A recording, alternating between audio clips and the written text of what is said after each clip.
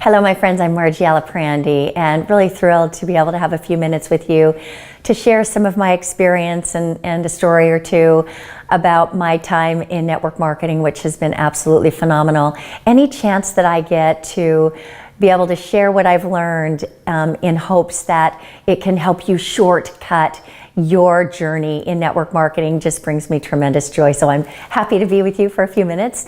What I want to speak with you about in the next few minutes is the importance of making that go the distance, whatever it takes decision, and really persisting. I know through some of the early times in the business that were pretty rugged with a new company, and sometimes it felt like I was running up a down escalator and I had to run twice as fast as had to just stay in place. And sometimes it felt like 3 steps forward, 5 steps back. I know there were times that I was in massive action and there was amazing production and things were growing like crazy and it felt awesome. And there were other times when I just stayed the course. And I remember saying several years ago, you know, sometimes I think the most important thing I did was I stayed. I stayed and I was resilient. And I think one thing that we have to recognize is that this is an emotional business. We give our heart and soul. We put ourselves out there every day to try to help make people's lives better and with big dreams of our own. And we just have to realize, like, if we have unrealistic expectations, if we think that that we're not going to get occasionally rejected, if we set ourselves up for frustration if we don't look at this realistically and really shore ourselves up for what's going to certainly come, right? Because people are people and we're going to be dealing with people. So I love a mentor of mine taught about the 4 mental enemies. And the reason they're mental enemies is because they happen here. Rejection, it's going to happen. What are you going to do with it? What are you going to make up in your own mind about what that rejection meant? Are you going to make up in your mind that what you're sharing is not valuable, or that you're not valuable, or that something's wrong with you? Or are you going to find a way to shift it and stay in a place of power, right? So the 4 mental enemies are starting with rejection. People are going to say no. It is going to happen. And in that case, you just have to realize that you are looking for those that are looking for you. You're the one with the gift. You have the ability to change people's lives, your product, your service, the sheer opportunity of a level playing field to create an amazing lifestyle. You hold the gift in your hand. So keep that posture and realize that you're looking for those who are looking for you. And there are plenty of them. The next mental enemy, I guess I want to say, is deception. People will deceive you. They will tell you that they will show up. They'll tell you they'll visit the link. They'll tell you they're going to do stuff, and they won't. Not everybody is going to do what they say they're going to do. So people will deceive you. It will happen. And guess what else? There are some people that no matter how big your dream is, no matter how big your vision is, that literally they're walking around and their eyes are still open and they're breathing, but they aren't alive anymore. They are in such a state of apathy that they're just putting in their time as they march carefully to the grave. You're going to come across these people. They're not only going to tell you that they're not interested, they're going to tell you you shouldn't be either, and they'll tell you all of the reasons why. So just recognize that you got to love them where they are. You keep strong about your goal, your vision, your bright, beautiful perspective for your future, and realize that you have been spared, because these people can suck the life out of you. Stay around positive people. The other mental enemy is attrition. You're going to find people that come and they join you and they're excited and they're going, and you're thinking, oh my gosh, we're going to all get rich together, and they're going to leave. They're going to disappear. It's going to happen. I know it sounds so disappointing, but it will happen. And so these are the realities of our business. We're dealing with people, and we've got to love them where they are. Yes, we can keep a big vision. We can have a vision for them while they step into it. But at the end of the day, we're dealing with people. And the only thing The only thing that we control is how we're going to process what comes our way. And these challenges are going to come our way. And so I encourage you to have an attitude. One of my really dear friends said that in the beginning he would say to his mentor, why do people say they're going to come and they don't show up? Why? And his mentor would say, people are people. People are people. So whenever you feel a little disappointed because people are showing up as people, just remind yourself of that. That always gives me a really good chuckle. And so you managing your mindset so that you stay in the game yourself is super important. And that's going to really, it has to involve personal development. And you know, one of the things that I love about the playbook is that there's inspiration sprinkled throughout it. So however you choose to access your inspiration, make sure that it's a part of every single day, because you're going to need it to shore yourself up and to keep your vision strong. And so the other thing I mentioned, persistence, going the distance and staying the course. So probably the sweetest story in my history that really taught me that lesson, because I know that building a network marketing business is very much like planting a garden, right? You can't plant seeds today and expect a harvest tonight.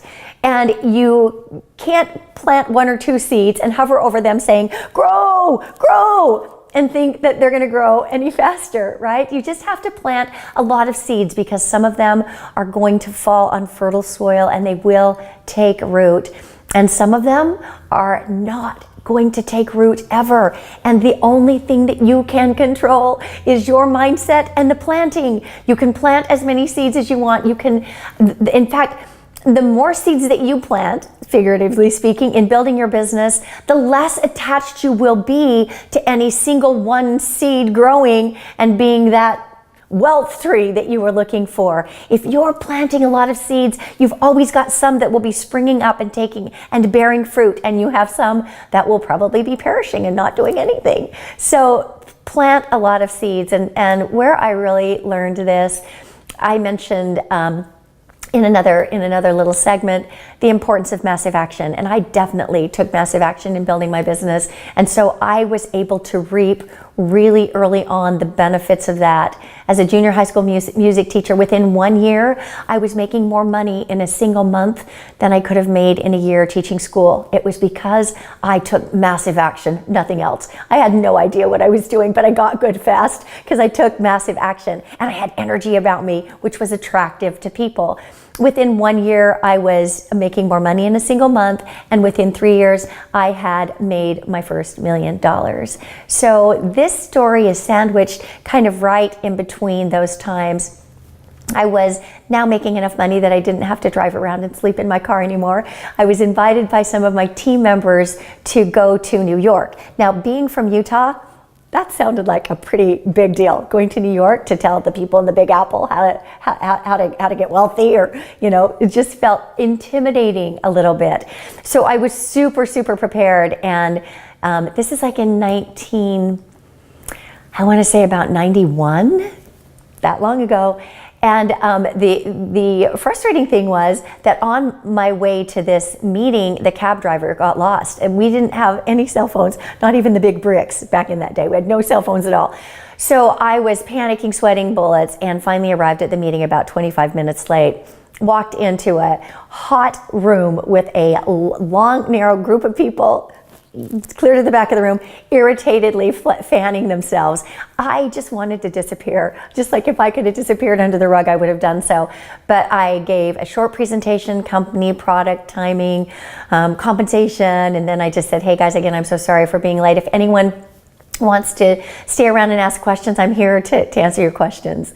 And so what happened is, in that, my mindset was that I had really, that meeting was a flop. But a Russian gentleman came up to me and he said, I'm going to take this to Russia. and he shook my hand, and I, at that point in my business, had long since quit listening to people's words. I waited to see what they would do with their actions. And so I just patted him on the back and I said, "You do it. Let me know how I can help you." Fantastic.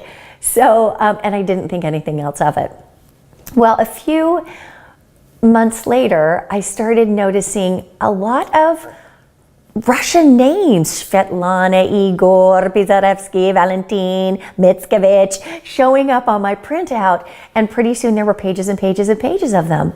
And I'm like, I wonder if that is that guy from New York. I even have chills telling it. I've told this story 100 times. I still get emotional about it every single time. Pretty soon another zero on the end of my check. I'm like, that for sure is that guy. Pretty soon pages and pages and pages. The dots I hadn't connected is that this was shortly after the breakup of the Soviet states, and he saw opportunity. It didn't matter how my presentation was. You can't say the wrong thing to the right person, and you can't say the right thing to the wrong person. It landed with him. He began shipping products over to Russia in suitcases. And I was developing teams all over Latvia, Lithuania, Bulgaria, Romania, Tajikistan, anyway, it's just obviously Russia and Ukraine, but Uzbekistan, Kazakhstan, places I might not have been able to find on a map before my network marketing experience. And one time, before the ruble fell, several years later, I decided to order my entire downline printout. So back in the day, we actually got these things on paper, and it was that green and white, like this really dates me, the green and white striped paper with the perforated sides that bifolds 50 names on each side. So I ordered it. I just wanted to see, because the printout only showed so many levels. So this thing comes to my door. It's in a giant box. I take this box over to the counter. I open it up, pull out this printout. It stood about this high. I flipped it over to see how many names. Over 500,000 names as a result of one meeting that I thought was a failure. In this business, there is a sowing season, a time to plant, and there is a reaping season. They're not in the same season. And all you can control is the planting. So the coup de grace, so to speak, of all of this was about 3 years ago. I was now invited to come back to this region, and they were having their big celebration gala event in Bulgaria, and people from all over the region were gathering, and I was invited to speak. And as I came out into that main session, I remember one of my mentors saying, you know, occasionally before you start speaking, don't just jump in. Pause for a minute. Take it in. And so it was a real special moment. I looked out over this field of faces, all of these, you know, thousands of people, and I just paused for a second and thought, what if I'd quit? What if I'd quit? But I didn't. And the following evening was the cherry on top, because we were at the gala event about 2 o'clock in the morning. They brought out a great big birthday cake to the center of the room. And then they said, may we have all of the children of the distributors come on stage as we sing happy birthday for 20 some years in the region. And onto that stage filed 2-year-olds, 3-year-olds, 5-year-olds, 18-year-olds, 14-year-olds, 15-year-olds onto the stage. Maybe 150, 200 kids came filing onto the stage. I was a mass of tears, thinking I started this business to give 4 children a better life. And now look at the ripple effect, because I didn't quit. I don't know any of those children's names, but because I told someone who told someone who told someone, and someone started shipping products over to Russia in suitcases, and somebody got lit up about their own dream, and they are articulating, dreaming bigger, be, do, have more in life in their household. I have impacted the lives of children whose names I will never know. And so Guys, it's worth it. There's a sowing season and a reaping season, and they are not in the same season. You just keep planting, and I promise you, when the harvest comes, it will be bigger and greater than you could have ever dreamt possible. So persist, go the distance, plant, and your harvest will come. It's guaranteed.